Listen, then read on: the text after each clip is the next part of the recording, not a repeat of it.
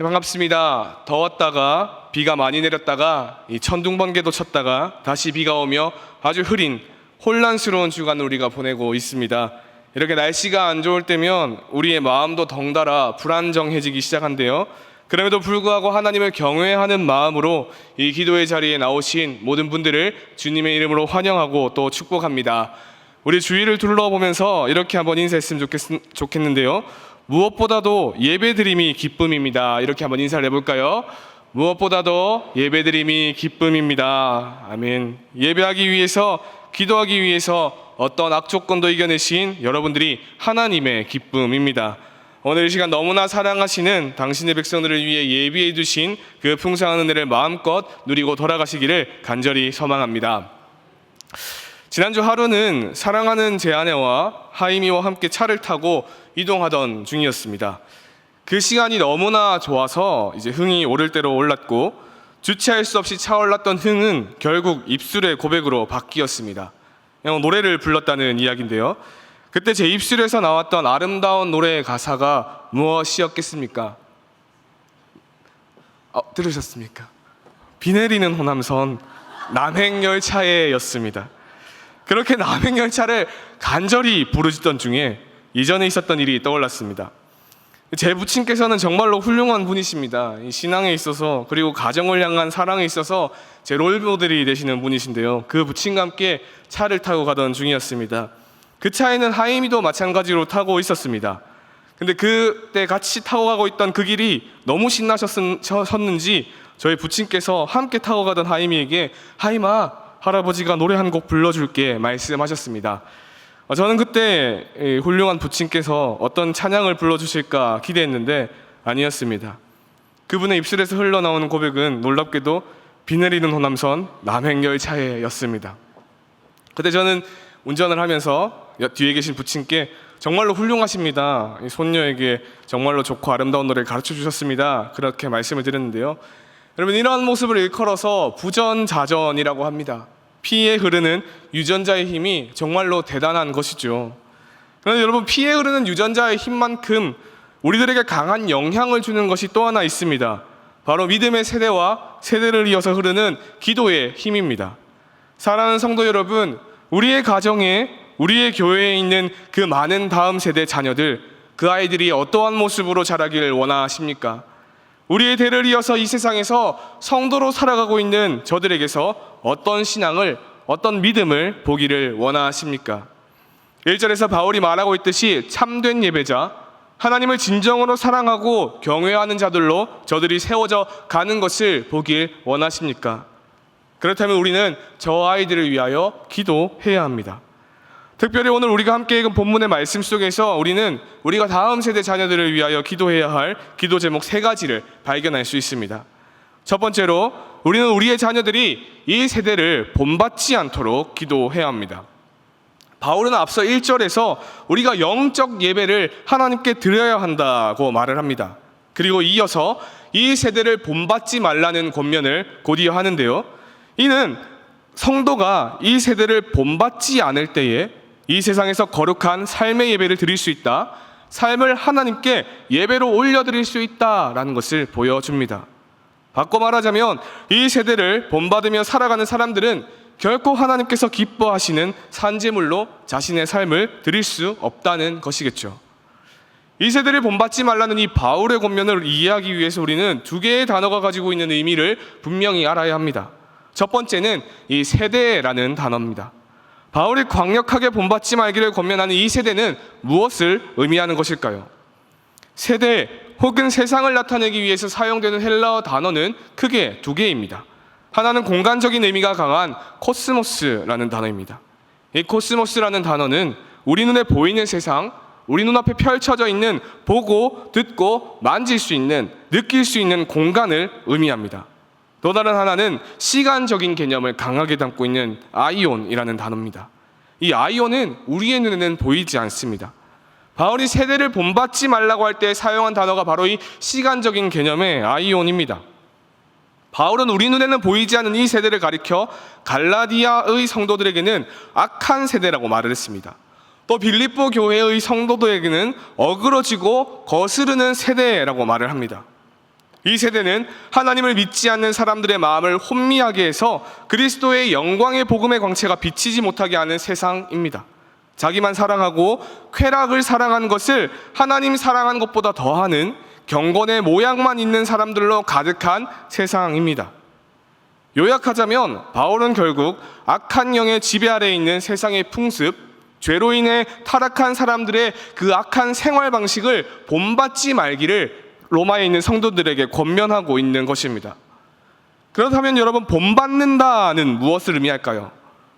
본문에서 본받다라고 번역된 이 헬라어 단어는 무엇과 같은 모양이 되다, 따르다, 이끌리다라는 뜻을 가지고 있습니다.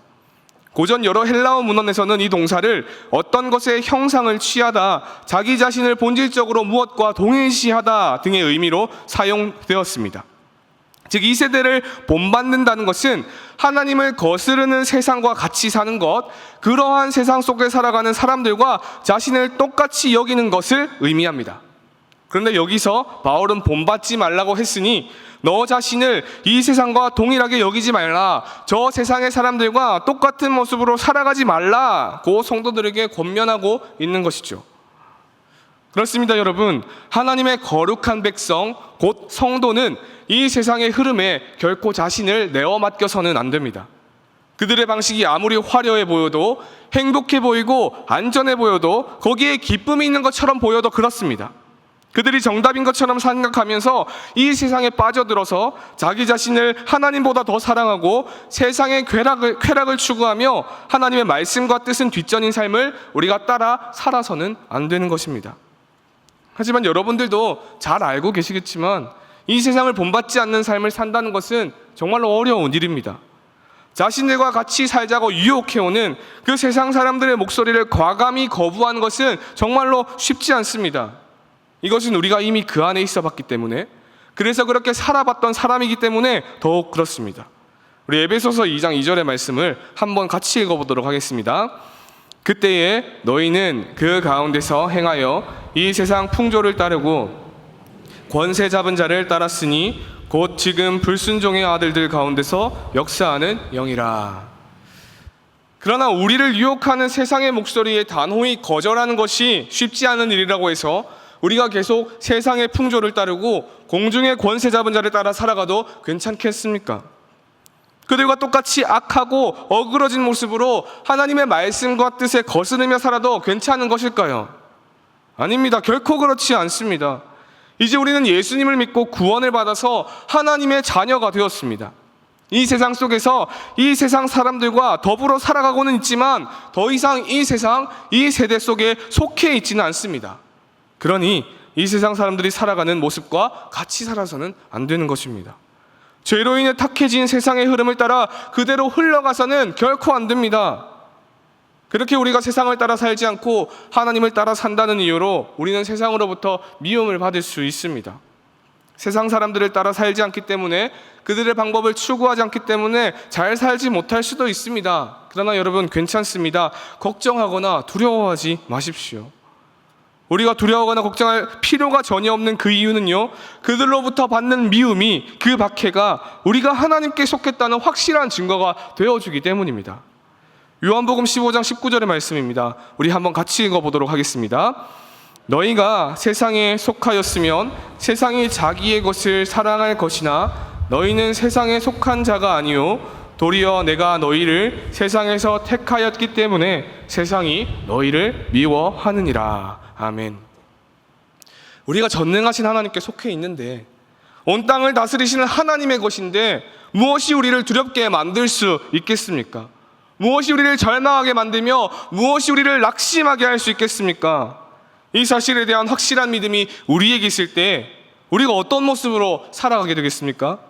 성공하기 위해서는, 이 세상에서 내가 잘 먹고 잘 살기 위해서는 어쩔 수 없다 말하며 그 세상의 방법을 따라가려 하지 않을 것입니다. 대신에 하나님을 바라보며 이 세상의 물결을 거스르고 죄악의 거센 파도를 헤쳐나가는 성령의 사람으로 살아가는 것을 우리가 기쁨으로 감당하려 할 것입니다. 그런데 여러분, 이렇게 믿음의 사람으로, 성령의 사람으로 이 세상에서 살아가야 하는 것은 우리만의 이야기가 아닙니다.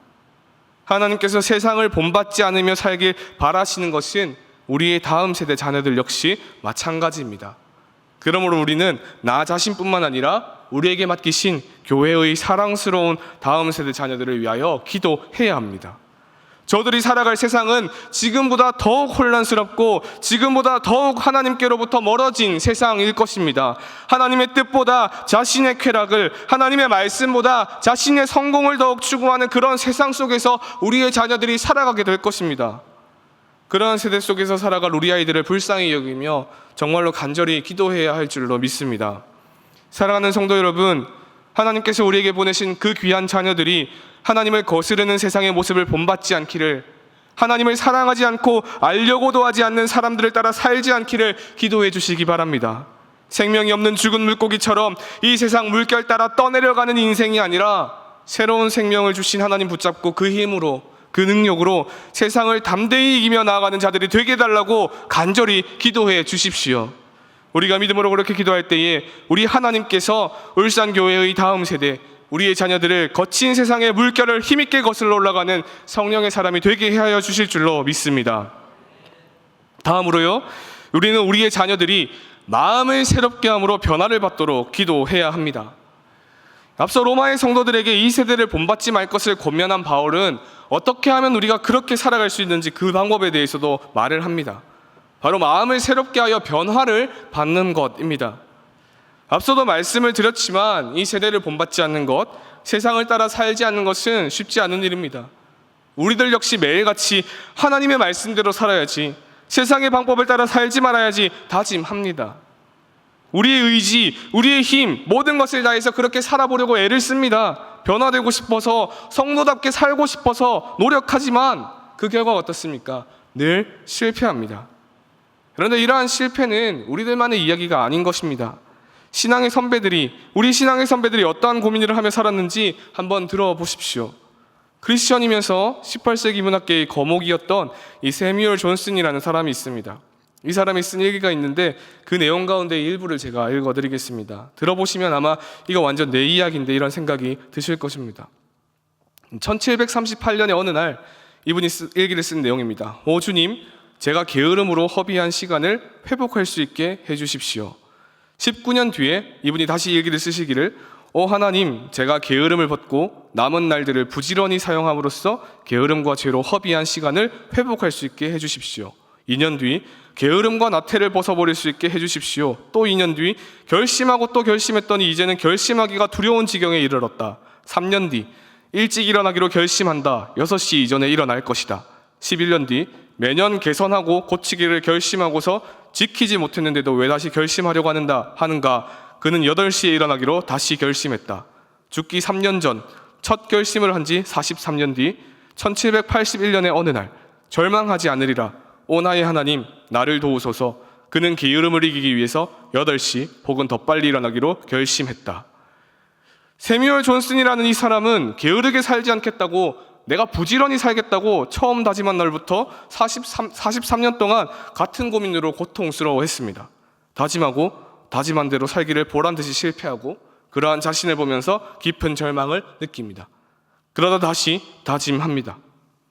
이렇게 게으름 하나도 스스로의 힘으로 극복할 수 없는 정말로 연약한 존재가 우리 인간입니다. 그런데 우리가 정말로 크고 강력한 그 세상을 어떻게 우리의 힘으로 이길 수 있겠습니까? 우리를 유혹하는, 우리를 넘어뜨리려고 속삭이는 저 달콤한 목소리에 어떻게 귀를 기울이지 않을 수 있겠습니까? 유튜브를 통해서 나쁜 습관을 고치는 500가지 방법, 이런 영상을 하루 종일 보고 매년 극기훈련 프로그램에 참가해도 우리는 실패할 수밖에 없습니다. 그저 나약한 스스로를 보면서 내가 또 실패했구나 탄식하게 될 뿐입니다. 그러나 여러분, 절망하지 마십시오. 이토록 연약한 우리가 삶을 바꿀 수 있는 방법이 하나 있습니다. 그것은 바로 우리의 마음이 새롭게 되는 것입니다. 우리의 마음이 완전히 새로워질 때에 우리는 바울이 권면하는 세상을 본받지 않는 삶을 살아갈 수 있게 되는 것입니다. 그런데 여기서 한 가지 질문이 따라옵니다. 바로 어떻게 해야 우리의 마음이 새로워질 수 있습니까? 라는 질문입니다. 도대체 어떻게 해야 우리의 생각이 새롭게 되어서 우리의 삶이, 우리의 모습이 송두리째 바뀔 수 있겠습니까? 사실 바울은 로마서 이전 장들에서 이 질문에 대한 답을 계속해서 제시해 왔습니다. 로마서 8장 5절에서 6절까지의 말씀이 그 대표적인 말씀인데요. 함께 읽어보도록 하겠습니다. 육신을 따르는 자는 육신의 일을, 영을 따르는 자는 영의 일을 생각하나니 육신의 생각은 사망이요 영의 생각은 생명과 평안이니라. 아멘. 바울은 영을 따를 때에, 성령을 따를 때에 우리가 새로운 마음, 새로운 생각을 가지게 될 것이라고 분명히 말하고 있습니다. 그렇습니다, 여러분. 우리의 마음을 바꿀 수 있는 분은, 우리의 마음을 새롭게 하실 수 있는 분은 오직 한 분, 성령 하나님이십니다. 그렇다면 우리가 해야 할 일이 무엇입니까? 바로 우리 마음의 새 창조의 역사를 일으키실 수 있는 분이신 성령 하나님을 의지하는 것입니다. 그리스도 안에서 새로운 피조물이 된 우리는 이제 새로운 마음을 창조하시는 성령의 역사로만 새로운 삶이 가능하다는 것을 믿어야 합니다. 우리의 안이 진리의 영이신 성령님으로 가득 채워질 때에 거짓된 것들, 세상에 허황된 것들은 결코 발을 붙일 수 없게 될 것입니다. 그런데 여기서 이 관계 속에서 중요한 것이 하나 있습니다. 이 변화를 받으라는 바울의 권면은 원어 성경에서 현재형 시제를 가지고 있는데요. 이 헬라어 문법에서 현재형은 계속된 행위를 나타내기 위해서 사용되는 표현입니다. 즉, 조금 더 원문에 가깝게 이것을 직역하자면 너희는 계속해서 변화를 받으라는 권면인 것이죠.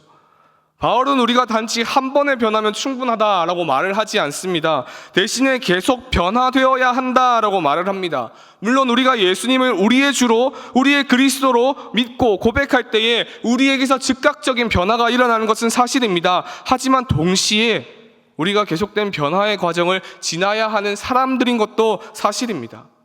우리 모두는 칭이라는 은혜로 하나님의 자녀가 되었지만 동시에 계속해서 예수님을 닮아가는 성화로 초대된 사람들이기 때문입니다. 그러므로 우리는 날마다 변화받기 위해 성령의 능력에 힘입어 새 마음을 날마다 가지기 위해서 힘써야 합니다.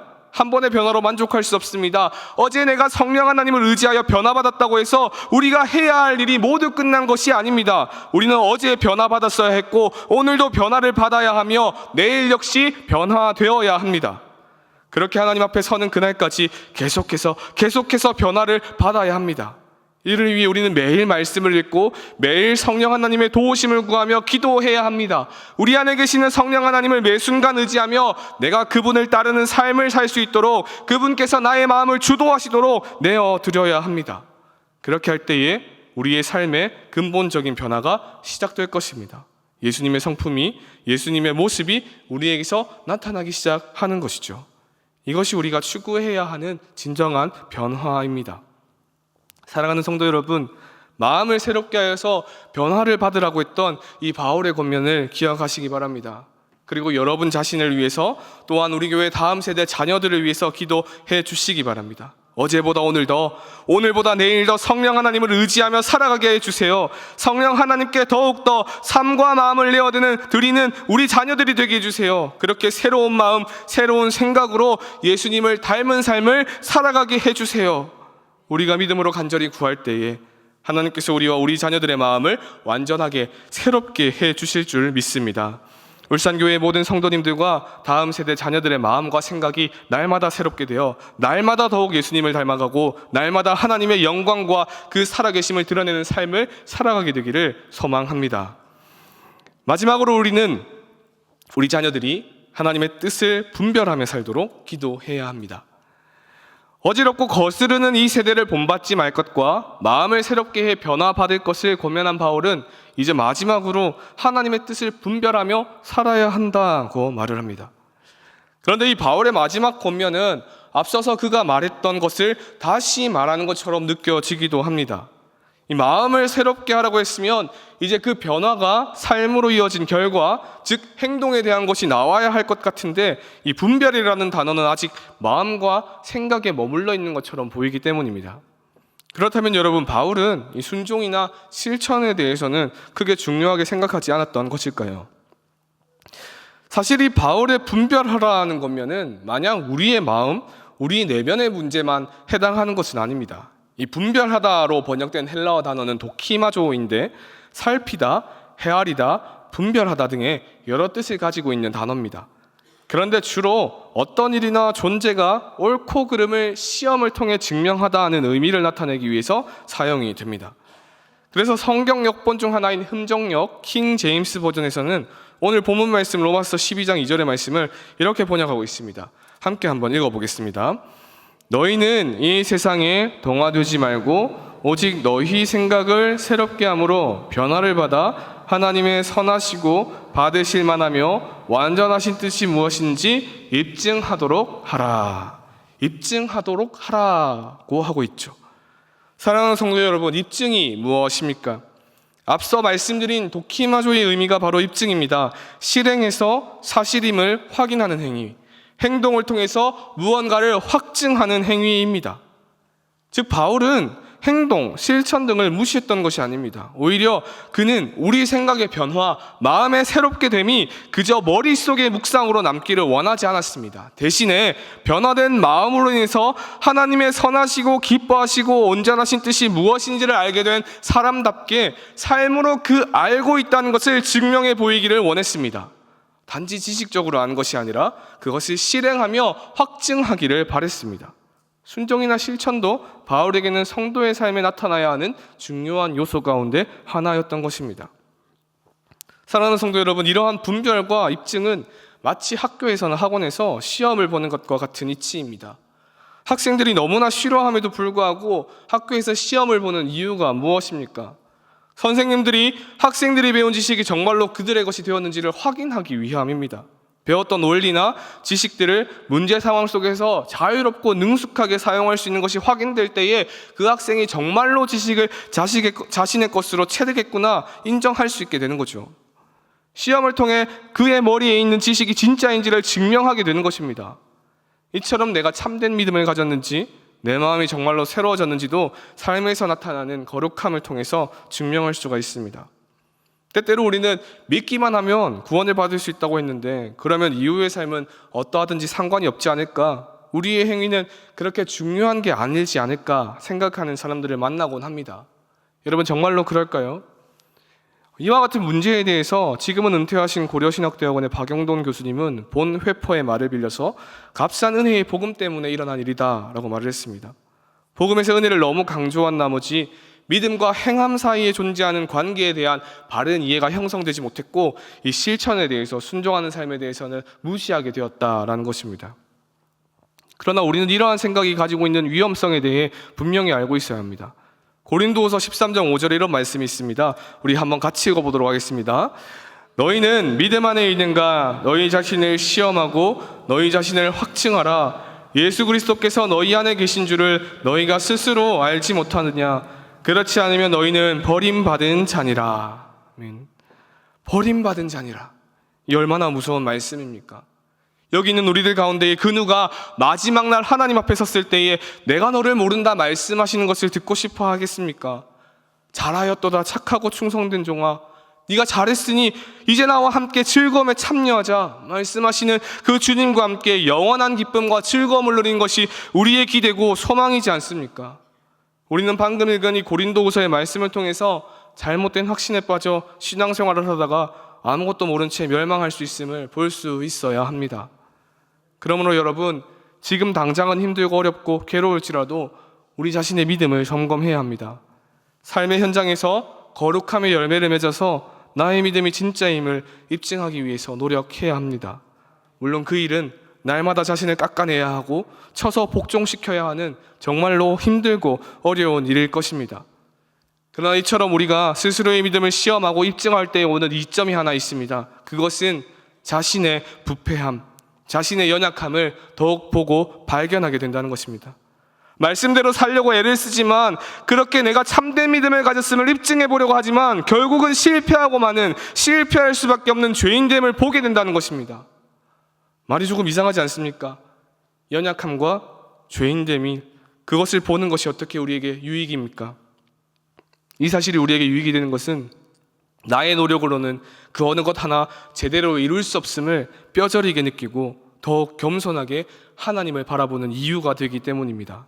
자격 없는 나를 위해 십자가 지고 돌아가신 예수님, 그분이 우리에게 너무나도 필요하다는 것, 그분 없이는 우리가 하나님께 나아갈 생각조차 할 수 없다는 것을 그 과정을 통해서 우리가 더욱 깨닫게 되기 때문입니다. 이 시간들을 통해서 우리 성도들은 더 낮아집니다. 겸손해집니다. 더 하나님을 의지하게 됩니다. 바라보게 됩니다. 그렇게 더욱 거룩해지며 날마다 예수님을 더욱 닮아가게 됩니다. 그러므로 여러분, 나 자신이 하나님의 선하시고 기뻐하시고 온전하신 그 뜻을 분별하며 살아갈 수 있게 되기를 기도하십시오. 이 세상에서 내가 구원받을 믿음을 가지고 있는 사람임을 확증하며 살아갈 수 있게 되기를 구하십시오. 그리고 우리 교회에서, 우리 가정에서 자라는 믿음의 다음 세대들이 그 마음 가운데에 말씀이 심겨져 있음을, 하나님을 믿고 있음을 입증하며 살아가게 되기를 간절히 기도하십시오. 우리를 너무나 사랑하시는 신실하신 하나님께서 반드시 우리 기도에 응답해 주실 줄로 믿습니다. 말씀을 정리하도록 하겠습니다. 바울은 진정한 예배자로 이 땅에서 살아가는 삶에 대해서 로마의 성도들에게 말을 합니다. 그 삶의 모습이 어땠습니까? 먼저는 이 세대를 본받지 않습니다. 하나님께 거역하는 그들의 모습을 따라 살지 않는 사람이 예배자로 이 세상에서 살아가는 사람입니다. 두 번째는 마음을 새롭게 함으로 변화를 받는 것입니다. 나의 안에 계시는 성령 하나님을 의지하며 날마다 예수님을 더욱 닮아갈 때 우리는 우리의 삶을 예배로 하나님께 드릴 수 있습니다. 마지막으로 하나님의 뜻을 분별하며 살아가는 것입니다. 우리가 가진 믿음이, 변화된 마음이, 새로운 마음이 진짜라는 것을 입증하기 위해 우리는 노력해야 하는 것입니다. 이 세 가지는 우리가 하나님 앞에 서는 그날까지 기도해야 하는 기도 제목이기도 합니다. 또한 우리 가정과 우리 교회에서 자라고 있는 믿음의 다음 세대를 위한 기도 제목이기도 합니다. 이번 주 영유아부부터 시작해서 본격적으로 각 교육부서의 여름 사역이 시작이 됩니다. 특별히 자녀들을 위해서 우리가 더욱 간절히 기도해야 할 때가 찾아온 것입니다. 우리에게 맡기신 사랑스러운 자녀들을 위해서 정말로 뜨겁게 기도해 주십시오. 우리가 기도해 주지 않으면 누가 저들을 위해서 기도하겠습니까? 우리가 기도하지 않는데 무엇을 보고 저들이 기도하는 것을 배우고 자신을 위해서, 이 땅을 위해서 기도할 수 있겠습니까? 정말로 다행인 것은 우리가 기도할 수 있는 시간이 많이 열려 있다는 것입니다. 매일 교회의 문은 열려 있습니다. 새벽 기도도 있고 수요 기도회도 있고, 특별히 구역 모임이 방학하는 7월과 8월 이기게 하심이라는 주제로 진행되는 금요 기도회도 있습니다. 하나님을 의지하며 하나님을 바라며 시간 나와 우리가 기도할 때에 역사하신 하나님, 우리 믿음의 다음 세대들이 이 세상에서 이기며 살아가게 하시는 하나님을 만나게 될 줄로 믿습니다. 오늘 들은 이 말씀 기억하며 자신을 위해, 또한 교회와 가정의 다음 세대를 위해 간절히 기도하여 이 참된 예배자, 하나님 보시기에 아름다운 성도로 굳건히 세워져가는 우리 모두가 되기를 간절히 소망합니다.